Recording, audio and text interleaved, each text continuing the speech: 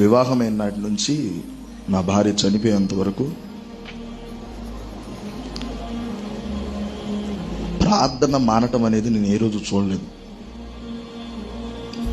ఇది గొప్ప కాదు, గొప్పలు చెప్పుకునేటువంటి సమయం కూడా కాదు. ఏది ఏమైనా ప్రభువుకి మహిమ. నా భార్య గర్భవతిగా ఉండి లాస్ట్ ఇంకా డెలివరీకి కొన్ని రోజులు దగ్గరలో ఉందన్న సమయంలో కూడా 2-3 గంటలు బెడ్ మీద కూర్చొని ఏడుస్తూ ప్రార్థన చేసేది నా భార్య.